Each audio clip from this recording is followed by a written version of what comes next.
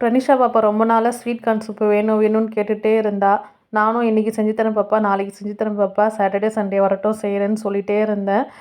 கடைசியில் அவளே டென்ஷன் ஆகிட்டா. சரி, அவளோட டென்ஷனை இப்போ குறைக்கணும்ல, அதனால ஸ்வீட் கார்ன் வாங்கி சூப்பும் செய்ய ஆரம்பிச்சாச்சு.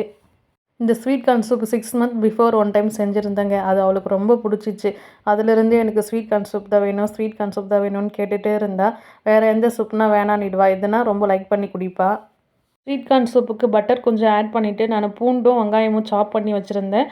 சாப் பண்ணதை அதை போட்டு நான் கொஞ்சம் ஃப்ரை ஆன பிறகு பீல் பண்ணி வச்சுருக்க ஸ்வீட் கார்னில் பாதி எடுத்து அரைச்சிக்கணும், பாதி நம்ம அப்படியே முழுசாக போட்டு வேக வச்சு எடுத்துக்கலாம். ஆனியன் ஸ்வீட் கார்னில் நல்லா கொஞ்சம் பாயில் ஆன பிறகு நம்ம அரைச்சி வச்சு அந்த ஸ்வீட் கார்னையும் அதில் ஊற்றிட்டு கொஞ்சமாக கார்ன்ஃப்ளவர் கரைச்சி ஊற்றினோன்னா இந்த சூப் கன்சிஸ்டன்சிக்கு வந்துடும். அது திக் கன்சிஸ்டன்சி வந்த உடனே நம்ம கார்ன்ஃப்ளெக்ஸும் பெப்பரும் கொஞ்சம் ஆட் பண்ணிக்கலாம். அப்புறம் ஃபைனலாக கொத்தமல்லி தூவி இறக்கிட்டோம்னா கார்ன் சூப் ரெடி. இந்த கார்ன் சூப் செய்கிற வரைக்கும் என் பாப்பா என் கிச்சன்லேயே சுற்றி வந்திருந்தா. ஸ்மெல் பண்ணி பார்த்துட்டே இருந்தா, எப்போ ரெடியாகும் எப்போ ரெடியாகும்ன்ட்டு.